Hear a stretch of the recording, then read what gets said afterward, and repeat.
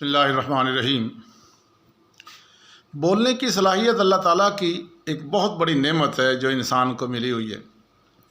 سورہ رحمان کے شروع میں اللہ تعالیٰ نے اسے جس اہتمام سے تمام نعمتوں سے پہلے گنوایا ہے، اس سے اس نعمت کی عظمت کا اندازہ کیا جا سکتا ہے۔ تاہم انسان بولنے کی یہ صلاحیت درست استعمال نہ کرے تو یہی نعمت اس کے لیے آخرت میں سخت گرفت کا سبب بن جائے گی۔ اس لیے نبی اکرم صلی اللہ علیہ وسلم نے متعدد احادیث میں زبان پر قابو رکھنے اور غیر ضروری بولنے کے بجائے چپ رہنے کی تلقین کی۔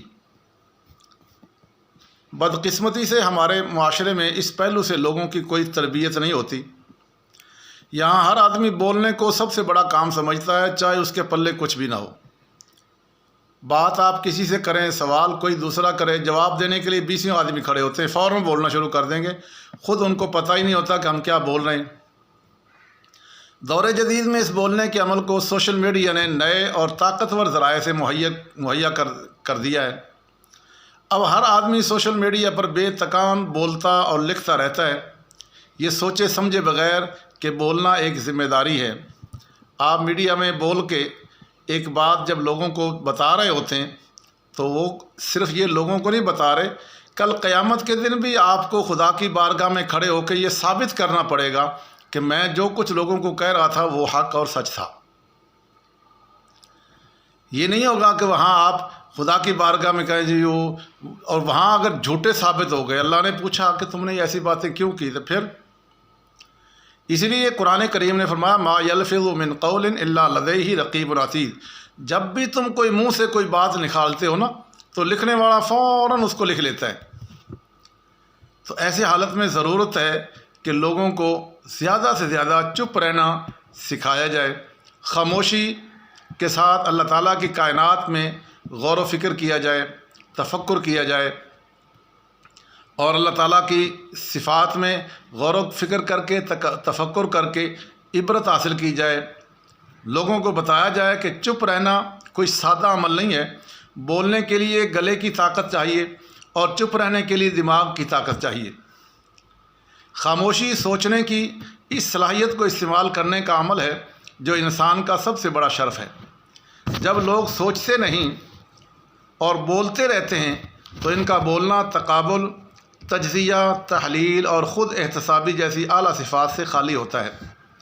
مزید یہ کہ اس بولنے میں بہت سے گناہ جیسے غیبت، چغلی، بہتان طرازی اور چغلی جیسی اور دوسری بھی بہت بری صفات جو ہے، بہتان، سنی سنائی باتوں کو آگے پہنچانا وغیرہ، یہ شامل ہوتا ہے۔ یقیناً جب ہم زیادہ بولیں گے تو اس لیے کہ مقولہ بھی ہے کہ جو زیادہ بولتا ہے وہ زیادہ غلطیاں بھی کرتا ہے۔ تو بولنے کے اس دور میں لوگوں کو یاد رکھنا چاہیے کہ انسان کے ہر لفظ کا احتساب ہوگا۔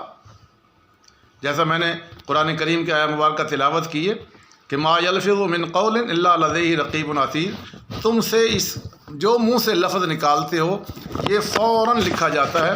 یہ اسی طرح ہے جس طرح آپ کسی چیز کے سامنے ریکارڈر کے سامنے بیٹھے ہوں اور آپ کوئی بھی بات کریں تو منہ سے فوراً لکھی جاتی، وہ ریکارڈ ہو جاتی ہے، تو بعد میں جب دکھایا جاتا ہے تو بڑے شرمندہ ہوتے ہیں۔ تو اس لیے ہر لفظ کا احتساب ہوگا، پوچھا جائے گا۔ اس لیے کم بولنے کا مطلب ہے کہ اپنے احتساب کو کم کرنا ہے، اور زیادہ بولنے کا مطلب ہے اپنے احتساب کو بڑھانا ہے۔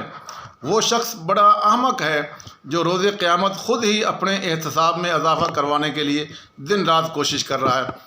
تو ہمیں ہر وقت سوچنا چاہیے، اللہ کی یاد کریں، ذکر کر لیا کریں، کوئی تسبیح پڑھ لیا کریں، یا کائنات میں یا بولنا ہی ہے تو اچھی بات بولیے، نیکی کی بات کسی کو بتا دیں، کسی کو گناہ سے روک دیں، کسی کی اصلاح کا ذریعہ بن جائیں، اور نہیں تو کچھ قرآن کی تلاوت کر لیجیے۔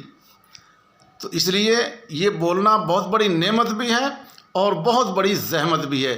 اگر یہ میں نے اس کا غلط استعمال کیا، جس طرح آج ہم اس کا غلط استعمال کر رہے ہیں، تو کل قیامت کے دن ہمیں اس کا بہت بڑا پچھتاوا ہوگا اور پچھتانا پڑے گا۔ اللہ تعالیٰ عمل کی توفیق عطا فرمائے۔